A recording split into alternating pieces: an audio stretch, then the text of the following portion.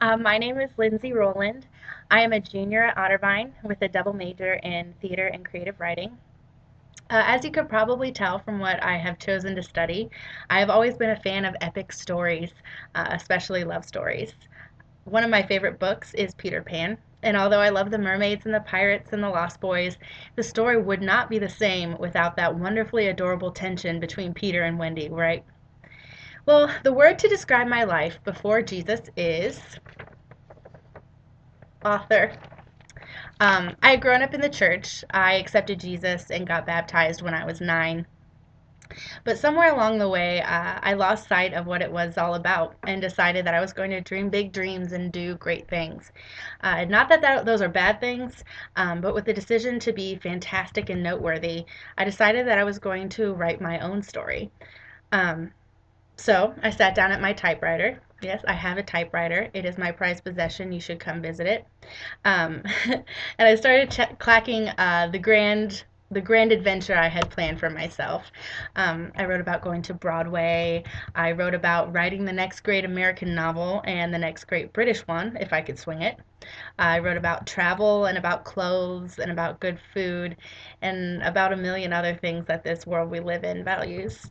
Um, Above all else, though, I wrote myself a love story. I was going to meet Prince Charming, and he was going to sweep me off my expensive heels because at the time I thought that I could actually walk in them. And we were going to ride off into the sunset on the backs of unicorns while holding hands and solving world hunger. Okay, well, maybe it didn't look like that. But the love story I had planned for myself was epic.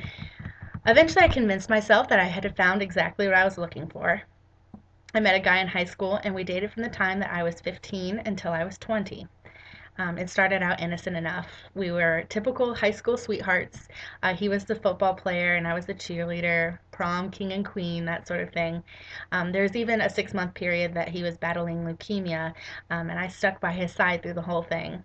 It's pretty romantic, right?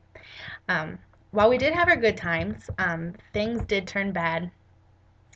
Our relationship became emotionally abusive. We made awful decisions together, and my entire world became wrapped up in this guy. He became God to me, and I was happy to write about our beautiful love story. Um, but God had other ideas. 9 months ago, this boy broke my heart, leaving me with absolutely nothing. I was completely helpless. There was nothing else to write about. My story wasn't going as I, the author, had intended. But that was when God met me with the gospel.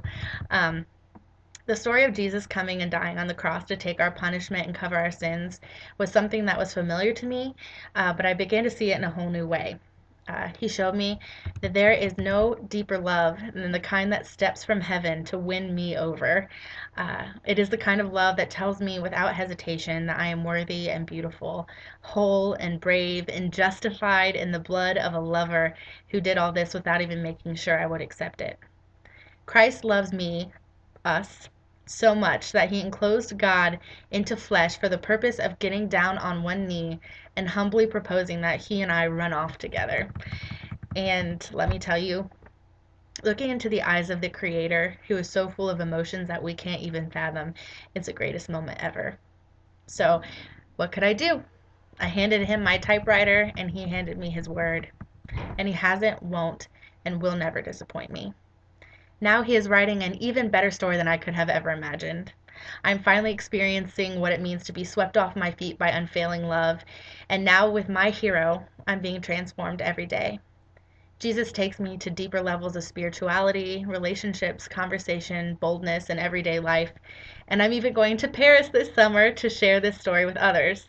I no longer dream of fame and success, just of bringing other people to this amazing God that I get to call my own. Finally, my story is becoming something epic, and I didn't write a word of it.